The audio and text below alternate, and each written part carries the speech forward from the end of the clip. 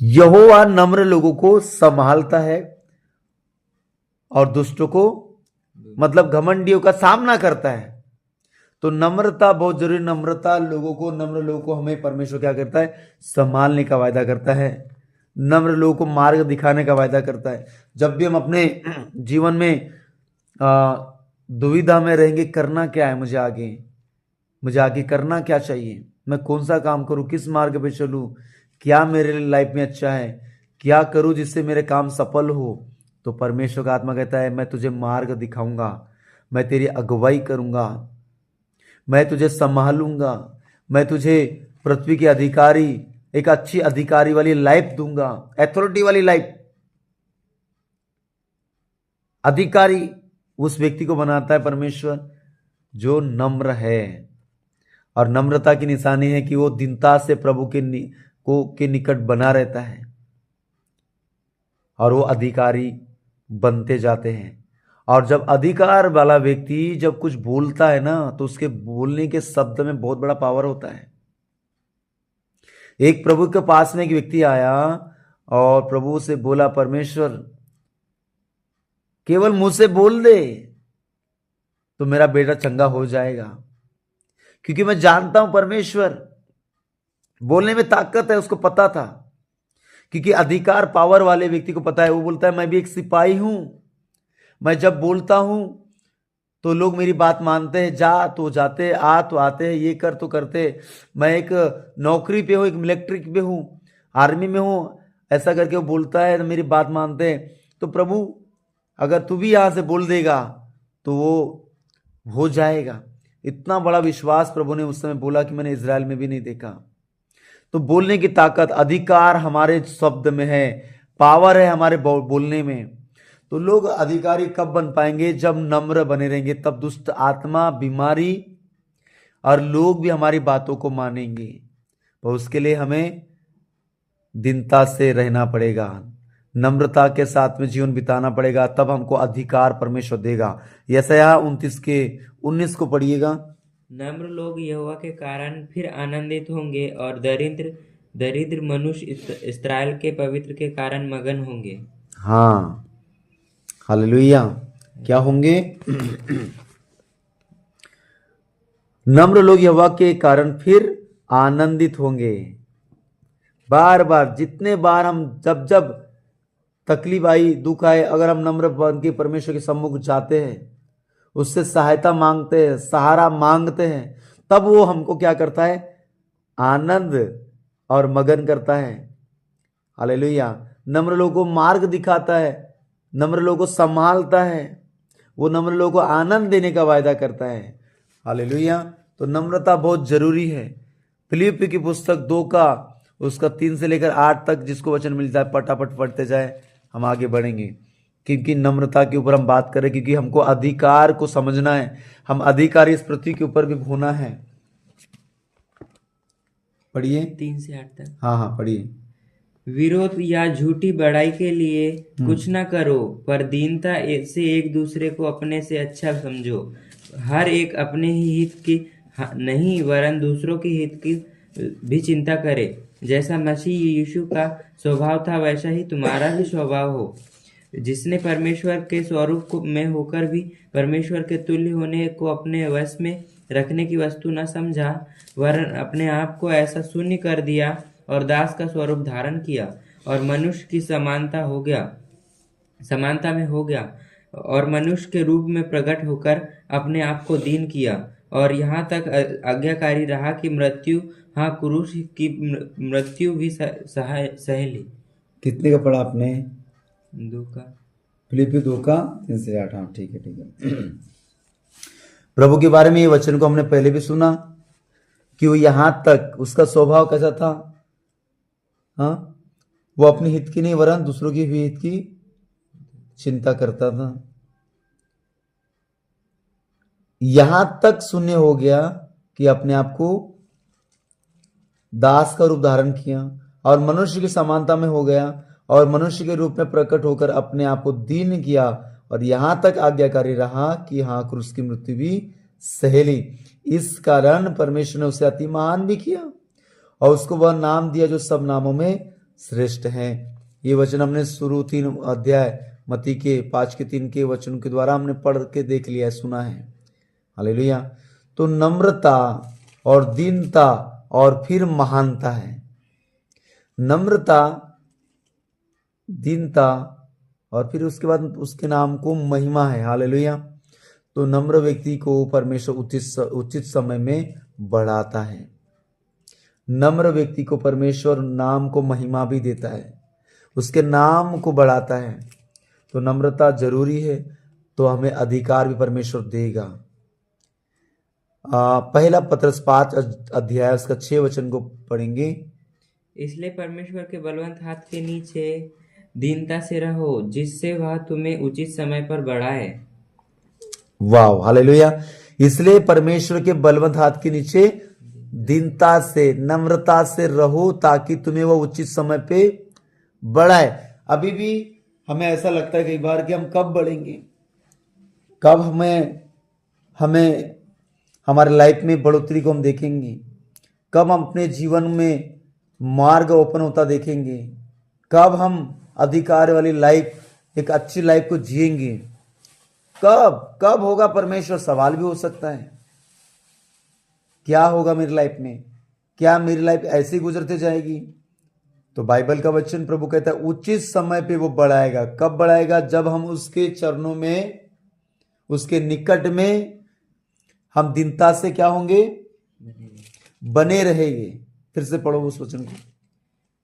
इसलिए परमेश्वर के बलवंत हाथ के नीचे बलवंत हाथ के नीचे दीनता से रहो। दीनता से, नम्रता से, उसके बलवंत हाथ के नीचे जब रहेंगे, उचित समय पे वो बढ़ाएगा ही बढ़ाएगा। एक सही समय पे हमें बढ़ाएगा ही बढ़ाएगा। एक सही समय आने पर जब बढ़ाएगा, जब हम उसके बलवंत हाथ के नीचे रहेंगे, उसके निकट में हम रहेंगे, उचित समय पे 100% वो बढ़ाएगा जो हमारी लाइफ में करेंगे। हम उसकी लाइफ में, हमारी लाइफ में वो तब काम करेगा जब हम उसके निकट बने रहेंगे, हम उसके चरणों में बने रहेंगे। तो परमेश्वर उचित समय पे आने पर वो हमारे लिए मार्ग ओपन करेगा। और मैं परमेश्वर के आत्मा में आज बोलता हूं, हम सब के लिए, आपके लिए वो नए नए मार्ग को ओपन करते जाएगा, क्योंकि हम उसके बलवंत हाथ के नीचे है। और हर एक मार्ग को जो बंद पड़ा है ओपन होगा यीशु के नाम में। हमारे लिए परमेश्वर बड़े बड़े मार्ग को ओपन करेगा, जहां से हमने कभी सोचा भी नहीं है। उचित समय पे बढ़ाने वाला परमेश्वर है। बोलो हालेलुया। मत्ती का पुस्तक 20 का 28 को हम पढ़िए। जैसे कि मनुष्य का पुत्र वह इसलिए नहीं आया कि उसकी सेवा टहल की जाए, परंतु इसलिए आया कि वह आप सेवा टहल करे और बहुतों की छुड़ौती के लिए अपने प्राण दे। मनुष्य का पुत्र किसके लिए आया है? आप सेवा टहल करे, वो सेवा टहल करने के लिए, ताकि बहुतों की छुड़ौती का वो कारण बने। इस वचन को छोड़ दीजिए। यहाँ पे हम लूका में बढ़ेंगे। लूका आएंगे 14 अध्याय, लूका 14 अध्याय 11 वचन को पढ़िए। क्योंकि जो कोई अपने आप को बड़ा बनाएगा वह छोटा किया जाएगा, और जो कोई अपने आप को छोटा बनाएगा वह बड़ा किया जाएगा। हाँ, यहाँ पे क्या लिखा है कि जो कोई अपने आप को बड़ा बनाएगा वह छोटा किया जाएगा, और जो कोई अपने आप को छोटा बनाएगा, मतलब छोटा बनाने का मतलब ही है नम्र बनाएगा। कितने लोग सो गए हैं? देखो जरा कितने लोग सो गए, मैं भी चेक करता हूं।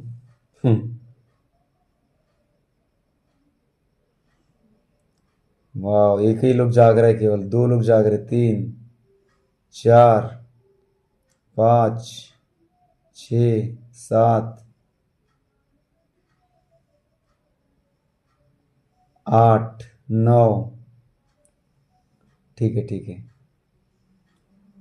कुछ लोग तो बिस्तर में लेटे लेटे भी होंगे, तो क्या बोले, अभी वीडियो ऑन करने के लिए मैंने बोला नहीं किसी को, तो है जगे हुए 7-8 लोग जगे हुए।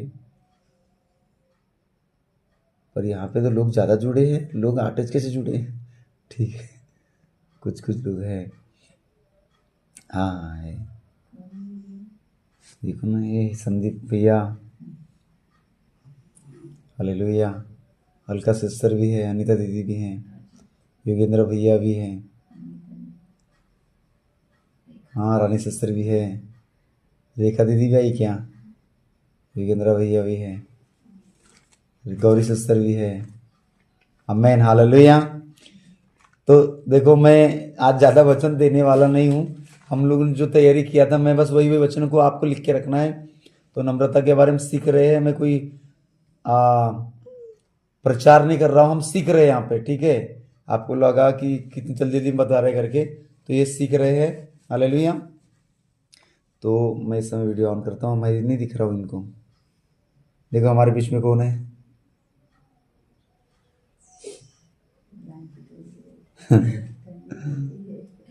एक मिनट में इसको बंद करता हूँ। आंसू उल्टा सोया है मास्टर जी। उल्टा से है? कहाँ पे? बिस्तर के अंदर। वो देखिए बिस्तर में से दिखा, अभी हुआ सीधा। ऐसा क्या? कोई बात नहीं। कहाँ आंसू किधर है?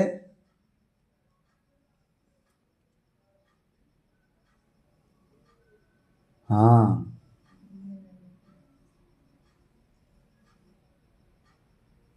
उठ गया ना, ठीक है ठीक है ठीक है। तो ठीक है, हम प्रभु का वचन और कुछ देर सुनेंगे, हालेलुया। तो जो अपने आप को नम्र बनाएगा, जो अपने आप को छोटा बनाएगा, वो क्या होंगे? पृथ्वी क्या होंगे? अधिकारी होंगे। तो नम्रता हमारे जीवन में क्या है? बहुत जरूरी है। नम्रता हमारे जीवन में बहुत क्या है? जरूरी है, हालेलुया। तो नम्रता और आर्थिक सत्कार यहां पे लिखा है।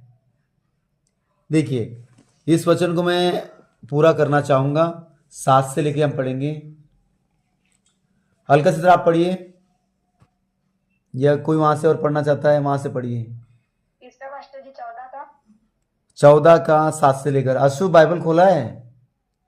जब उसने देखा कि हाँ आमंत्रित लोग कैसे मुख्य जगह चुन लेते हैं, तो एक दृष्टांत देकर उसने कहा, जब कोई तुझे विवाह में बुलाए तो मुख्य जगह में न बैठना, कहीं ऐसा ना हो कि उसने तुझसे भी किसी बड़े को न्योता दिया हो, और जिसने तुझे और उसे दोनों को न्योता दिया है आकर तुझको कहे, इस जगह को दे, और तब तुझे लज्जित होकर सबसे नीचे जगह में बैठना पड़े।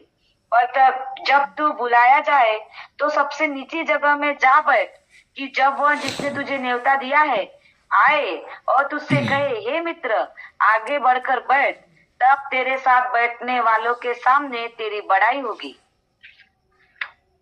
क्योंकि जो कोई अपने आप को बड़ा बनाएगा वह छोटा किया जाएगा, और जो कोई अपने आप को छोटा बनाएगा वह बड़ा किया जाएगा। हालेलुया। देखो यहाँ पे एक अच्छा उदाहरण हमको सीखने को मिलता है। जब भी हमें किसी ने बुलाया, जब भी हम कहीं जाते हैं, तो परमेश्वर का वचन में लिखा है, तुम आगे से आगे जाके नहीं बैठना, या मुख्य सिंहासन पे अच्छे इसमें, ताकि कोई आके हमको वहां से उठा दे। नम्र लोग हमेशा क्या करते हैं? डाउन रहते हैं, नीचे रहते हैं, छोटा बन के रहते हैं। यहाँ लिखा है, उसने देखा कि आमंत्रित लोग कैसे मुख्य जगह चुन लेते हैं। अच्छा मैं यहाँ बैठूंगा, मैं आगे बैठूंगा।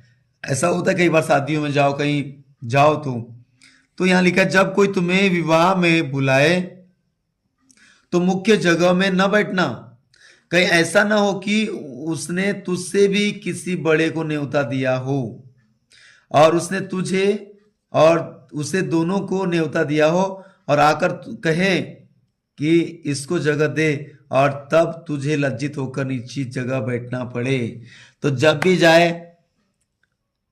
अपने आप को नीचा, मतलब छोटा समझ के, नम्र समझ के छोटी जगह पे बैठना है, ताकि जिसने बुलाया वो आकर हमें बोले, अरे मेरे भाई मेरी बहन आप इधर कहाँ बैठे हो, आप इधर आइए, आपकी जगह इधर है। जो कोई अपने आप को छोटा बनाएगा वो बड़ा किया जाएगा। हालेलुया। तो ये बहुत अच्छा उदाहरण है परमेश्वर ने हमको दिया, क्योंकि जो कोई अपने आप को बड़ा बनाएगा, पहले से मुख्य जगह में जाके, पहले से अपनी जगह को जाके बैठ जाएगा, तो फिर कैसे बोलेगा कि आ इधर आके बैठो करके। इसलिए नम्र लोग क्या करते हैं? छोटे जगह में जाके बैठते हैं, नम्रता को दिखाते, छोटा बन जाते, ताकि जिसने हमें बुलाया वो हमको आए या नाम ले, हमको बोले आपकी जगह वहां नहीं, आपकी जगह तो यहां है। ये है नम्रता की निशानी। हालेलुया। और नीति वचन 29 के 19 को पढ़िए, 23 को। नीति वचन 29 का 23। कोई भी सोना नहीं है। हालेलुया। किरण सिस्टर कहां पे है? मनुष्य को गर्व के कारण नीचा देखना पड़ता है, हाँ, परंतु नम्र आत्मा वाला महिमा का अधिकारी होता है। देखिए इस वचन से हमको एक वचन मिलता है, नीति वचन 29 का 23 में, कि मनुष्य को गर्व के कारण गर्व घमंड के कारण नीचा होना दिखना पड़ता है, दिखाना पड़ता है, पर नम्र आत्मा वाला महिमा का अधिकारी होता है, महिमा पाता है। छोटा बनोगे तो तुम्हें परमेश्वर हमें महिमा देगा। किरण सिस्टर कहां गई? किरण सिस्टर दिख नहीं रही ना यहाँ पे। हालेलुया। सो गए क्या दीदी? तो नम्र वाला व्यक्ति क्या होगा? महिमा परमेश्वर देता है। क्या देता है? नहीं, महिमा का आत्मा उससे देता है। हालेलुया। फिर से एक बार पढ़िए। मनुष्य को गर्व के कारण नीचा देखना पड़ता है, परंतु नम्र आत्मा वाला महिमा का अधिकारी होता है। घमंड नीचा दिखाता है, नीचा कर देता है, पर नम्रता ऊंचा करता है। घमंडी का परमेश्वर सामना करता है और नम्र लोग को परमेश्वर पृथ्वी के अधिकारी बना देता है। हालेलुया। तो अभी हमने ये नम्रता के ऊपर वचन सुना, तो अभी इसको हम ज्यादा नहीं सुनेंगे। अभी मैं जल्दी से आपको और आगे लेके जाऊंगा। तो मत्ती की पुस्तक उसका 5 का 6 वचन फिर से पढ़ें। उसके आगे वाला धार्मिकता के भूखे और प्यासे के बारे में। हाँ नहीं, अभी 6 नहीं बजाय 35 हुआ है।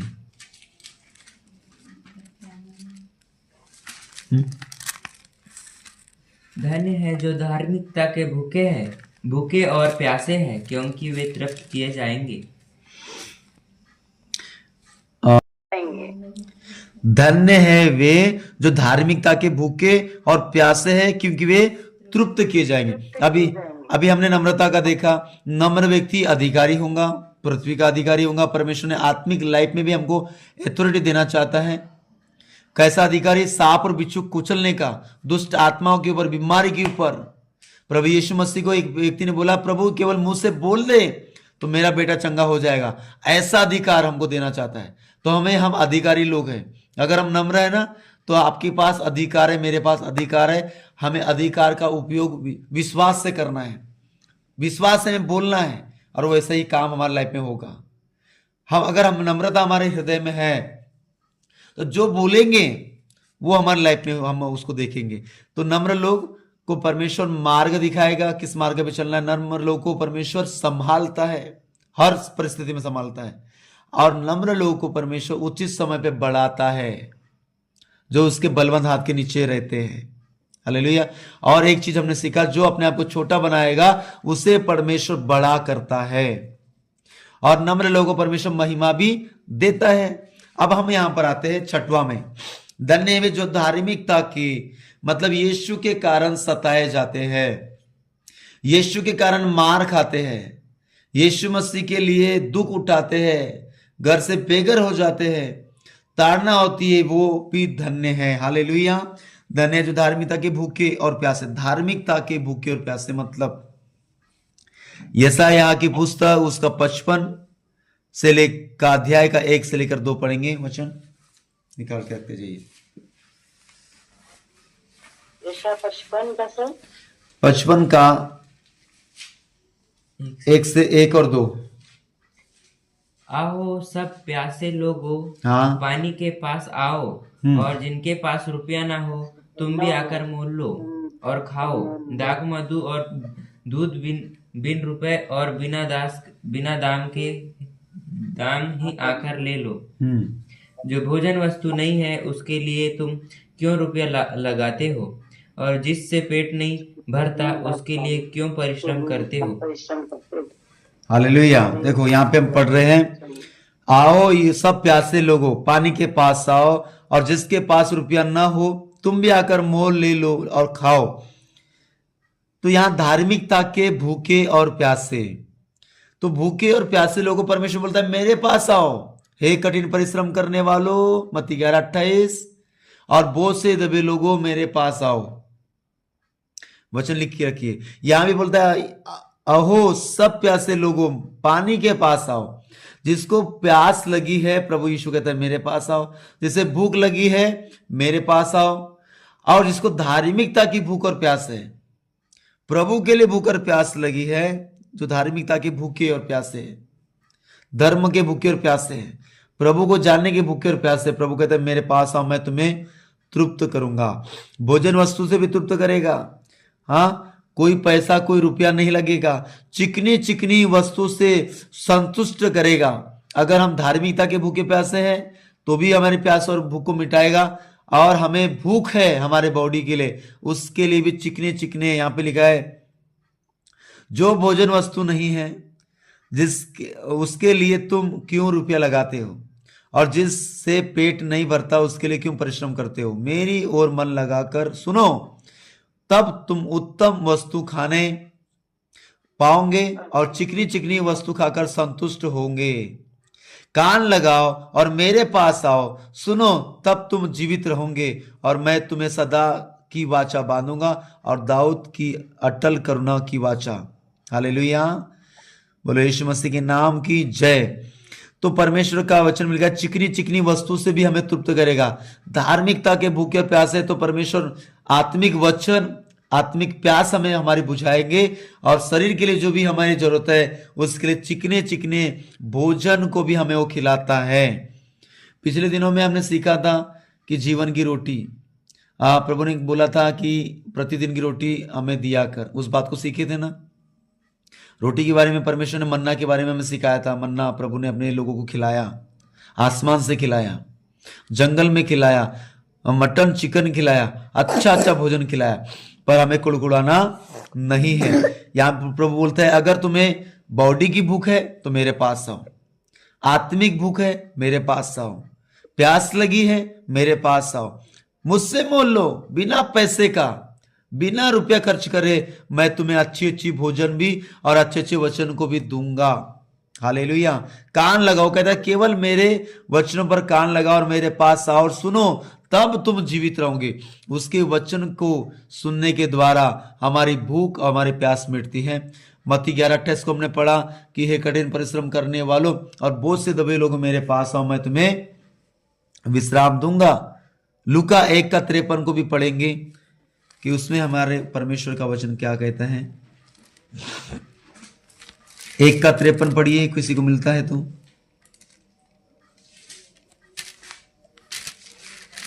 निकाल कर कीजिए।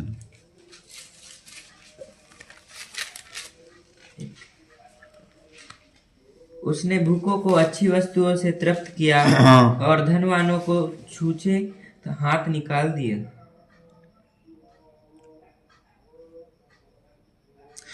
उसने भूखों को अच्छी वस्तु से तृप्त किया। धार्मिकता के भूखे और प्यासे लोगों को धन्य कहा है। तो भूख किसकी? अगर हमें आत्मिक भूख है तो भी परमेश्वर प्यास बुझाने के लिए भूख मिटाने तैयार है। अगर शरीर की भूख है तो भी हमें अच्छी अच्छी वस्तु, चिकनी चिकनी भोजन वस्तु खिलाने के लिए भी वो हमें तृप्त करता है। उसने भूखों को अच्छी वस्तु से तृप्त किया और धनवानों को छूछे हाथ निकाल दिया। वो भूखे और प्यासे लोगों को तृप्त करता है। कोई भी ऐसा व्यक्ति नहीं है जिसको परमेश्वर बिना खाए पिए सोने देता है। हालेलुया। दुनिया में सारे लोगों को परमेश्वर तृप्त करता है, कहीं ना कहीं किसी को भी भूखा सोने नहीं देता। हालेलुया। परमेश्वर हर किसी को, माइक किसका खुला है? हर किसी को परमेश्वर अच्छी अच्छी वस्तुओं को देना जानता है। यूहन्ना की पुस्तक उसका 4:14 पढ़िए।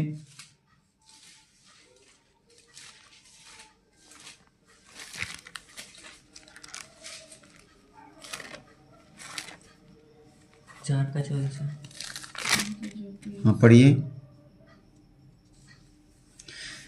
पर जो कोई उस जल से पिएगा जो उसे मैं दूंगा, वह फिर अनंत काल तक प्यासा न होगा। वरन जो जल मैं उसे दूंगा वह उसमें से एक सोता बन जाएगा जो अनंत जीवन के लिए उमड़ता रहेगा। प्यास लगी है तो प्रभु ने कहा मेरे पास आओ। अब यहां पर एक स्त्री थी, कौन सी स्त्री बताओ, कौन बताएगा बोल के? सामरी स्त्री। हाँ, सामरी स्त्री के पास जब प्रभु यीशु मसीह एक याकूब के कुएं के पास पहुंचा, मार्ग में थका हारा था, तो जल भरने के लिए प्रभु वहां बैठे थे, ठीक है। तो सामरी स्त्री आती है और प्रभु से बात करते हैं। प्रभु कहता है मुझे पानी पिला।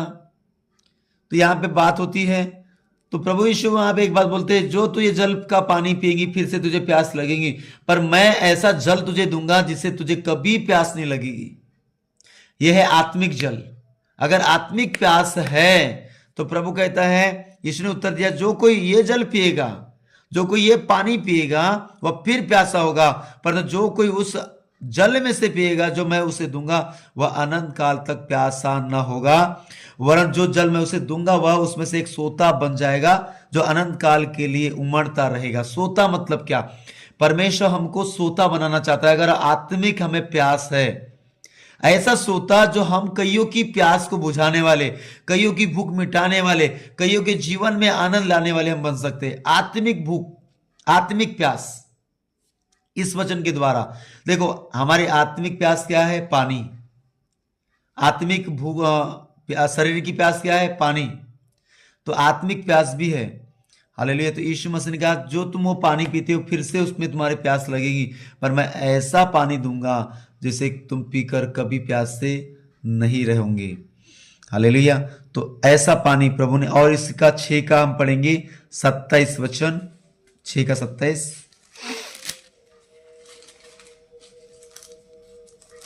पढ़िए, कोई भी आंसर दे।